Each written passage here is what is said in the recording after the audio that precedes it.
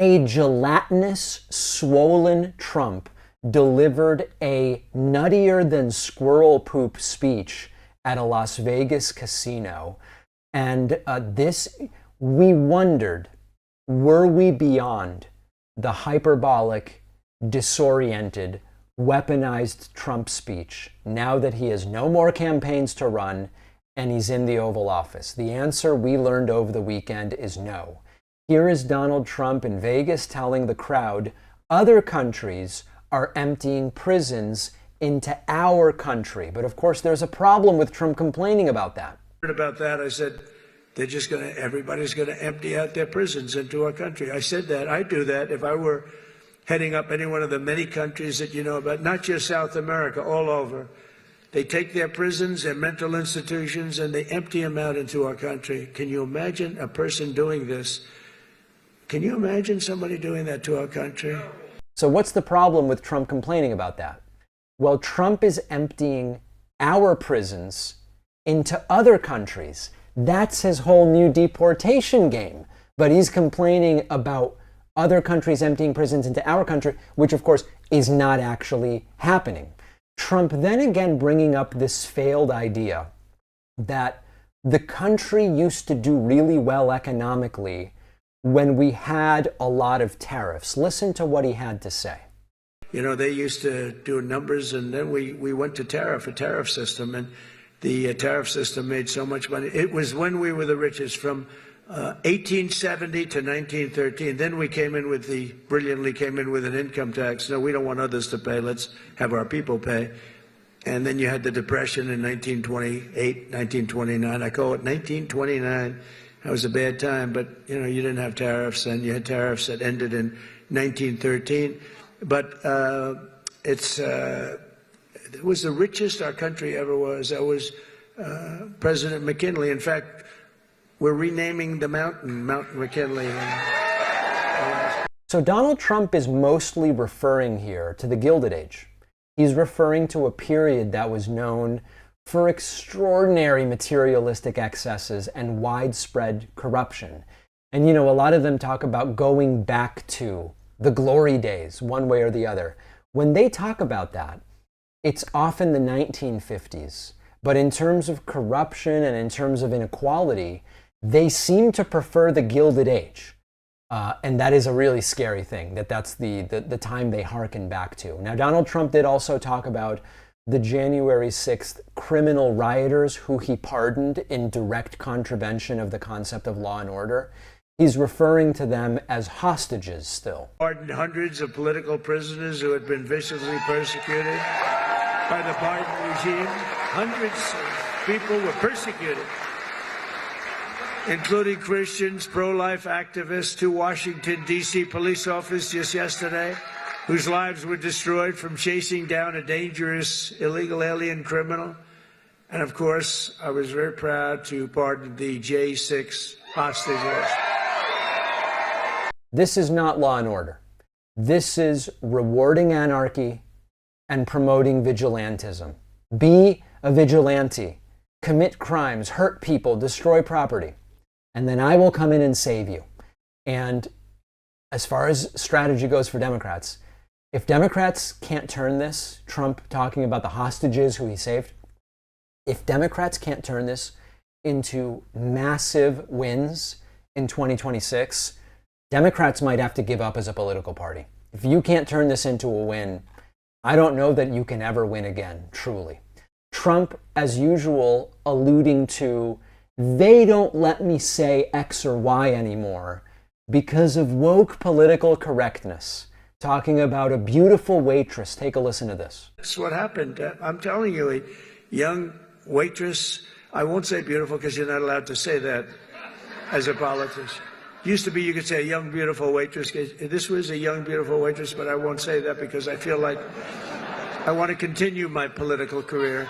If you call the governor won't say it. If you call a woman beautiful today, it's the end of your political career, so I won't do it. But a young waitress, I think you can call young. You're probably not even supposed to say young. Probably supposed to say a waitress.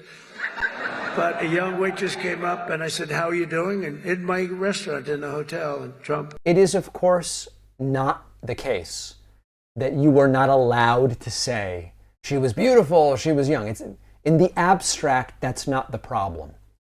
The problem is with Trump saying it when we all know that he's been found liable of sexual assault, credibly accused of it by dozens of women, and allegedly would go into the locker rooms of whatever, I never remember, is it Miss USA, is it Mrs. America, I don't know.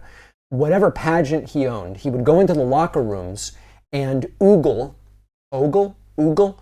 underage girls as young as reportedly 15 years old.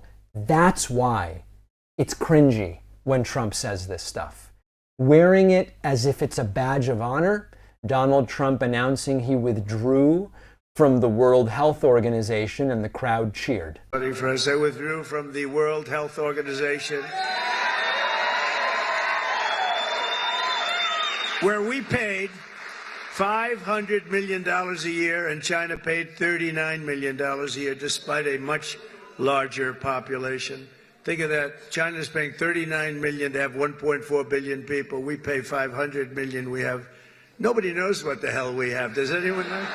We have so many people pouring in, we have no idea. Do you think anyone in that crowd has any idea what the WHO even does? And even more so, I bet if you listed to most of these MAGAs the things that the WHO does, most of them would probably say sounds pretty good, right? I mean, they monitor health trends, they support research, they offer technical assistance, prepare for outbreaks, combat disease. It's not exactly terrible stuff. And then Trump also talking about taxes, saying if the tariffs work, we might be able to get rid of all taxes. Check it out. Up to the border? Yeah. She said no tax on it. How about just no tax? You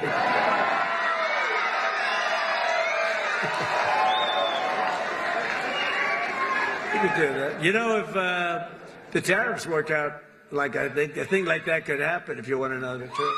You know, years ago, 1870 to 1913, we didn't have an income tax. What we had is tariffs, where foreign countries came in and they stole our jobs, they stole our companies, they stole our product, they ripped us off. And, you know, they used to do numbers, and then we went to a tariff system, and the tariff system made so much money. It was when we were the richest, from 1870 to 1913. Then we came. That would not work. That would not work well at all. And of course, it's not even going to be a possibility because the tariffs are going to be so damaging if indeed Donald Trump does them.